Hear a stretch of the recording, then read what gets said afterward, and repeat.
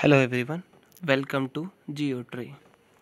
और आज हम टॉपिक पढ़ेंगे string of pearls versus necklace of diamond. पहली बात तो स्ट्रिंग ऑफ पर्ल्स क्या है वो हम लोग समझेंगे। मोतियों की माला किसने बना के रखा है? वो चाइना ने बना के रखा है। सी पोर्ट है जो कि हम लोग को जानने हैं, जो आजकल न्यूज़ में रहते हैं, जिसको जानना बहुत ही हमारे लिए ज़रूरी है। फर्स्ट ऑफ ऑल जाते हैं हम लोग कहाँ पर? हम लोग चलते हैं पाकिस्तान के ग्वादर पोर्ट पे, जिसको चाइना ने समझ लीजिए लीज पर ही खरीद लिया है, क्योंकि चाइना ने इतना ज़्यादा डेप्थ ट्रैप में इनको फंसा लिया है पाकिस्तान को कि पाकिस्तान किसी भी चीज़ के लिए मना नहीं कर सकता। तो ये चाइनीज़ पोर्ट है जिसको आप लोग को याद रखना है, ग्वादर पोर्ट। फिर दूसरा आता है हमारा कौन सा? हम्बनटोटा पोर्ट। हम्बनटोटा किसका है? श्रीलंका को। इसको 99 ईयर्स के लिए लीज पे दिया है चाइना को, क्योंकि यहाँ पर भी ये डेप्थ ट्रैप में लगभग पूरा फंस चुके हैं। हम्बनटोटा के अलावा एक और पोर्ट इन्होंने दे के रखा है, वो है कोलंबो पोर्ट। कोलंबो पोर्ट वो दिया है, ये लीज पर नहीं है, वो ये ऐसे ही है।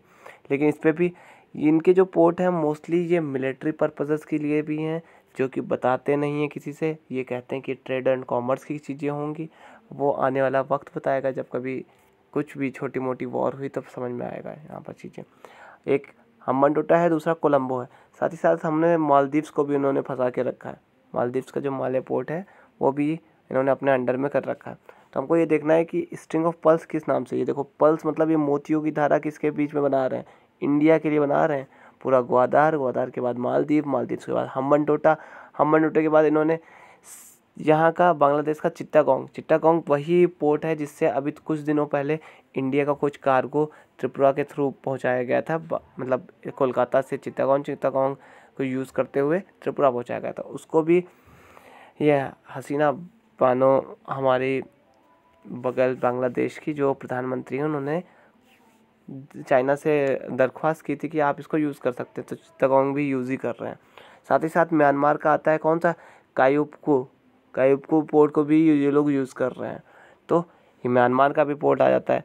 साथ ही साथ एक ये जो इस जगह कोको आइलैंड है, कोको आइलैंड किसके अंडर में आता है? म्यांमार के अंडर में आता है। कोको आइलैंड अंडमान से नॉर्थ साइड में पड़ता है कुछ दूरी पर।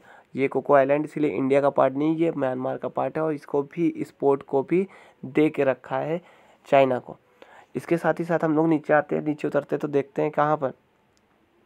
कंबोडिया में। कंबोडिया में कौन सा है? कंबोडिया में पड़ता है एक पोर्ट जिसका नाम नहीं अभी रिकॉल कर पा रहा हूँ। उसके नीचे हम लोग देखते हैं क्वालालिंगी पोर्ट कहाँ है। क्वालालिंगी पोर्ट पड़ता है हमारा इंडोनेशिया में, जो कि हमने साइड में लिख के रखा है। इसके साथ साथ अब हम लोग देखते हैं अपने वेस्टर्न साइड में। वेस्टर्न साइड में एक है ओमान में पड़ता है डक्कन पोर्ट। डक्कन पोर्ट में इन्वेस्टमेंट इंडिया की भी है और इन्वेस्टमेंट चाइना की कहीं ज़्यादा है, उसमें कहीं ज़्यादा है। डक्कन पोर्ट थोड़ा सा मिसमैच हो रहा है, चाहे इंडिया और चाइना में, दोनों जगह आपको देखने को मिलेगा कि इन्वेस्टमेंट दोनों ही लोग कर रहे हैं। साथ ही साथ सूडान में यहाँ पे आपको दिखेगा खार्तूम पोर्ट। खार्तूम पोर्ट में भी इन्होंने इन्वेस्टमेंट करके रखा है। वहाँ से तो ये रोड बना रहे, जैसी रोड ये पाकिस्तान में ग्वादर से इस साइड सीपेक के लिए चाइना पाकिस्तान इकोनॉमिक कॉरिडोर में भी कर रहे हैं। ठीक है, थोड़ा और नीचे आते हैं, जब हम देखते हैं कि यहाँ तंजानिया में एक है इनका पोर्ट। कौन सा पोर्ट का नाम है? बागाम्यू पोर्ट। तो ये इस तरह इन्होंने एकदम स्ट्रिंग ऑफ पर्ल्स बना के रखी। ये देखिए मोतियों की माला इंडिया के पीछे पीछे इसे पूरा सजा के रखा। हम लोग आगे बढ़ते हैं। हम लोग को ये भी देखना है कि नेकलेस ऑफ डायमंड कौन बना रहा है? नेकलेस ऑफ डायमंड इंडिया बना रहा है। वो कैसे बना रहा है उसको ये देखना है।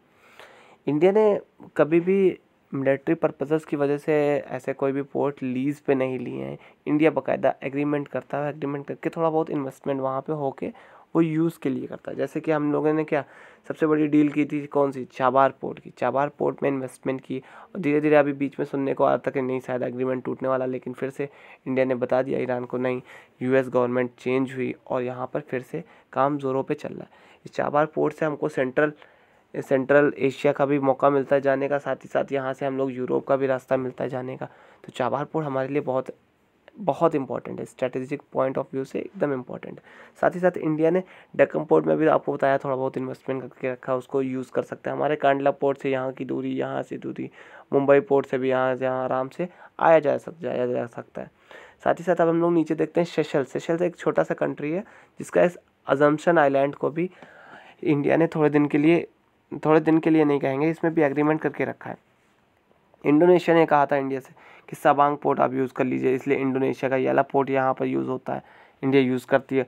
और हम लोग ये जानते हैं कि इसी जगह मलक्का स्ट्रेट पड़ती है, मलक्का स्ट्रेट से ही चाइना का ज़्यादातर जितने शिप कार्गो वार्गो हैं यहाँ से होते हुए जाती हैं। तो सिंगापुर ने भी एक हमको दे के रखा, कौन सा, सैंगी पोर्ट। तो सैंगी पोर्ट यहाँ पर हो गया। एक वियतनाम ने दे के रखा है, वो यहाँ पर हो गया। जापान ने बोला है कि आप चाहें तो हमारा पोर्ट यूज़ कर सकते हैं आने जाने ट्रेड एंड कॉमर्स के लिए। इसी तरह हमने देखा मंगोलिया से भी एग्रीमेंट हुआ है। किस किस डेट में हुआ है वो डेट अब हम बताते हैं।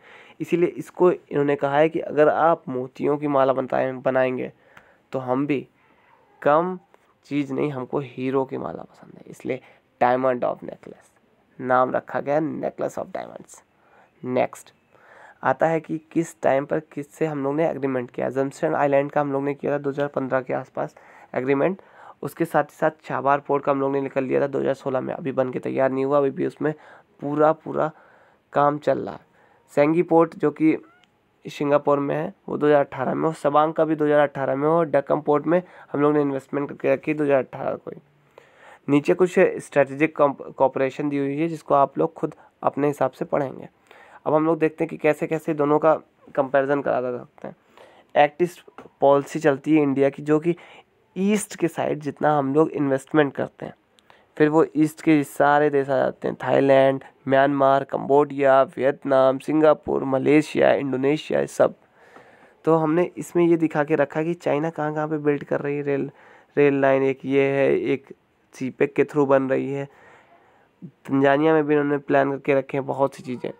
इनकी एक वन बॉर्डर वन रोड करके भी एक पॉलिसी थी जिसको बाद में बहुत ही झटका लगा जब इनको बहुत सी चीज़ें रिजेक्ट होने लगी, वो भी देखेंगे। देखिए अभी इस वाले पोर्ट में, इस वाले डायग्राम से आप ये देख सकते हैं कि कहाँ कहाँ पे चाइना की लोकेशन, ग्वादार से एक इन्होंने यहाँ पे कोई आइलैंड देखा, फिर हम्बनटोटा के अलावा इन्होंने यहाँ के भी कुछ यूज़ कर रहे हैं कुछ पोर्ट्स, फिर इसके अलावा यहाँ के भी पोर्ट्स यूज़ कर रहे हैं, यहाँ के भी यूज़ कर रहे हैं ना। ये सब चीज़ें इस वाले आराम से इसमें देख सकते हैं आप लोग, कुछ पोर्ट ऐसे।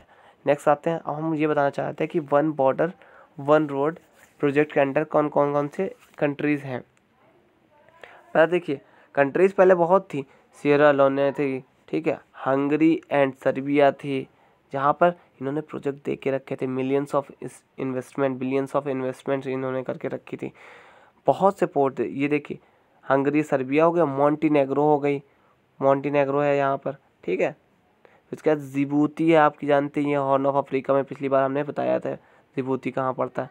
फिर उसके बाद केनिया हो गया, केनिया और तंजानिया में इन्वेस्टमेंट करके रखी है, साथ ही साथ जिम्बाब्वे में भी इन्वेस्टमेंट करके रखी थी, अभी नहीं, अब ये बताते हैं अभी क्या हुआ।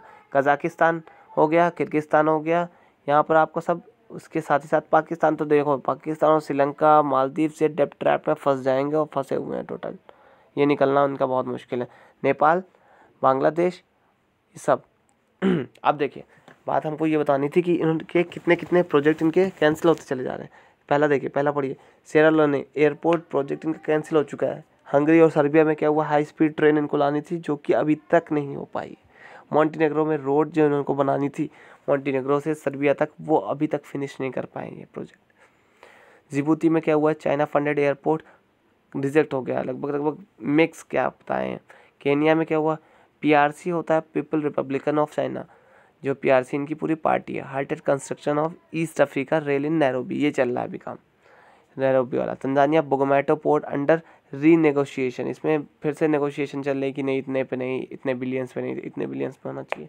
जिम्बाब्वे में क्या है, PRC reneged on funding solar project. Kazakhstan में भी वर्क स्टॉप है। किर्गिस्तान में चेंज करने को रूट को लेके बवाल चल रहा है। तो आप नीचे देख सकते हैं बहुत सी चीज़ें, हर जगह पे इनके प्रोजेक्ट्स लगभग रुकने के कगार पर हैं। पाकिस्तान वाला ही देखिए, सीपेक वाली अभी वहाँ पे भी अवॉइड किया गया, डेब्ट ट्रैप में फंसने का उनका मामला। दैबर बाशमा डैम जो बहुत न्यूज़ में था, इंडिया के लिए बहुत दिक्कत होने वाली थी, वो भी शायद अभी विड्रॉ कर रही है चाइना गवर्नमेंट। श्रीलंका और मालदीव, ये लोग तो डेब्ट ट्रैप में फंसे हुए हैं, कोई दिक्कत नहीं इनको, ये फंसे रहेंगे और इनसे बचा भी नहीं सकता है कोई है। श्रीलंका, बांग्लादेश ने भी शायद कुछ थोड़ा बहुत प्रोजेक्ट दे के रखे हैं, उनका तो चल रहा है काम आराम से। तो आप भी आराम से देखिए, समझिए, चीज़ें दिक्कत हो तो कमेंट करिए। Thank you.